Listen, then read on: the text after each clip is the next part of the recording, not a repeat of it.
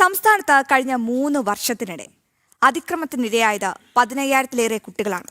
1690 കുട്ടികൾ ലൈംഗിക അതിക്രമത്തിനിരയായപ്പോൾ ഈ വർഷം ഒക്ടോബർ വരെ 15 കുട്ടികളാണ് കൊല്ലപ്പെട്ടത്. പാലക്കാട്ടെ 6 വയസ്സുകാരൻ സുഹാന്റെ മരണവും കഴക്കൂട്ടത്തെ 4 വയസ്സുകാരൻ ഗിൽദാറിന്റെ കൊലപാതകവും വേദനയാകുമ്പോഴാണ് ഞെട്ടിക്കുന്ന കണക്കുകൾ പുറത്തുവരുന്നത്.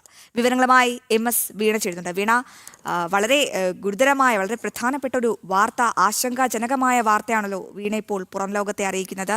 3 വർഷത്തിനിടെയുള്ളൊരു കണക്കാണ്. അതിക്രമത്തിനിരയായത് മാത്രം 15,000-ലേറെ കുട്ടികളാണ്. ഇതിൽ മിസ്സിംഗ് കേസുകൾ അടക്കമുണ്ട്. അതിൻ്റെ ഒന്നും കണക്കുകൾ പുറത്ത് വിട്ടിട്ടില്ല. ഈ 1690 കുട്ടികൾ, നോക്കൂ, കേരളത്തിലെ കണക്കാണ്. 1690 കുട്ടികളാണ് വീണ ലൈംഗിക അതിക്രമത്തിന് ഇരയായത്. നമ്മുടെ ദേവനന്ദയുടെ മരണമൊക്കെ ഇപ്പോഴും ദുരൂഹത മാറാതെ അവശേഷിക്കുന്ന ഒന്നാണ്. വീട്ടിൽ നിന്നും കാണാതായ ദേവനന്ദ, ഒപ്പം കഴിഞ്ഞ ദിവസം മരിച്ച സുഹാന്റെ മരണത്തിലും ഒക്കെ ചില ദുരൂഹതകൾ നിലനിൽക്കുന്നുണ്ട്. ഇപ്പോൾ ഏറ്റവും ഒടുവിൽ പാലക്കാട്ടെ കഴക്കൂട്ടത്തെ 4 വയസ്സുകാരൻ ഗിൽദാറിന്റെ കൊലപാതകം, അതൊക്കെ ഏറെ ഞെട്ടിക്കുന്നതാണ്. നമ്മുടെ കേരളത്തിൽ കുട്ടികൾ സുരക്ഷിതരല്ല എന്നാണോ ഈ റിപ്പോർട്ടുകൾ സൂചിപ്പിക്കുന്നത് വീണ?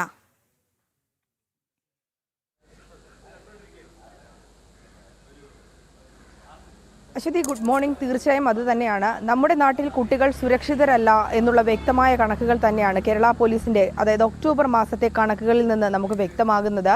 2023 മുതൽ 2025 വരെ നമ്മൾ പരിശോധിക്കുകയാണെങ്കിൽ 15,780 കുട്ടികളെയാണ് അതിക്രമത്തിന് ഇരയായിട്ടുള്ളത് എന്നാണ്. അതായത് നമ്മുടെ നാട്ടിലൊക്കെ ശിശു സംരക്ഷണത്തിനും ക്ഷേമത്തിനുമൊക്കെ ആയിട്ട് പ്രവർത്തനങ്ങളൊക്കെ കാര്യമായി നടക്കുന്നുണ്ട് എന്ന് പറയുന്നിടത്താണ് ഇത്തരത്തിലുള്ള അതിക്രമങ്ങൾ നടക്കുന്നത്. അതിൽ ഏറ്റവും എടുത്തു പറയാനുള്ളത് ഈ പോക്സോ, അതുപോലെ തന്നെ തട്ടിക്കൊണ്ടുപോകൽ, കൊലപാതകമടക്കം 4,729 കേസുകളാണ് രജിസ്റ്റർ ചെയ്തിട്ടുള്ളത്. ഈ 4,729 കേസുകളാണ് ഏറ്റവും ഗൗരവമായി നമ്മൾ കാണേണ്ടത്. അത് ആശങ്ക സൃഷ്ടിക്കുന്ന കേസുകളുടെ കണക്കാണ്. കാരണം ജനുവരി മുതൽ ഒക്ടോബർ വരെയുള്ള 11 മാസത്തെ ഇക്കൊല്ലത്തെ കണക്കുകളാണ്. അപ്പോൾ നാട്ടിലെ കുഞ്ഞുങ്ങൾ സുരക്ഷിതരല്ല എന്നതിൻ്റെ വ്യക്തമായ ചിത്രം അത് പോലീസിന് തന്നെ അറിയാം. ആ കാര്യം അന്വേഷിച്ച ഉദ്യോഗസ്ഥർ തന്നെ സമ്മതിക്കുന്നുണ്ട് എന്നുള്ളതാണ്. ഈ കണക്കുകൾ ആശങ്കയായി മാറുന്നത് കഴിഞ്ഞ ദിവസം അതിൻ്റെ തൊട്ട് ദിവസങ്ങളിലൊക്കെ നടന്ന സംഭവങ്ങൾ കൂടിയാണ്. നമുക്ക് മുന്നിലുണ്ട് ഈ പാലക്കാട്ടെ സുഹാന്റെ ദുരൂഹ നിറഞ്ഞ മരണവും, ഒപ്പം തന്നെ കഴക്കൂട്ടത്തെ ഗിൽദാറിന്റെ മരണവും ഒക്കെ, കൊലപാതകവും ഒക്കെ. അതിലൊക്കെ വ്യക്തത വരേണ്ടതുണ്ട്. കുട്ടികൾക്ക് എവിടെയാണ് ഇതുമായി ബന്ധപ്പെട്ട് കുട്ടികൾക്ക് എന്താണ് പറ്റുന്നത്? ഈ തട്ടിക്കൊണ്ടുപോകൽ, കാണാതാകൽ, അത്തരത്തിലുള്ള സംഭവങ്ങൾ തുടരെ റിപ്പോർട്ട് ചെയ്യുന്നു. കഴിഞ്ഞ 3 വർഷത്തിനിടയിൽ നോക്കിക്കഴിഞ്ഞാൽ ഇത്തരത്തിലുള്ള സംഭവങ്ങൾ വീണ്ടും റിപ്പോർട്ട് ചെയ്യപ്പെടുന്നുണ്ട്. തിരുവനന്തപുരത്ത് നോക്കുകയാണെങ്കിൽ ഈ ബാലരാമപുരത്തെ കുഞ്ഞിന്റെ കൊലപാതകമടക്കമുണ്ട്. അതായത് രക്ഷിതാക്കളിൽ നിന്ന് ഇത്തരത്തിൽ അതിക്രമങ്ങൾക്ക് ഇരയാകുന്നതുണ്ട്, പുറത്തുനിന്ന് അതിക്രമങ്ങൾക്ക് ഇരയാകുന്നവരുണ്ട്.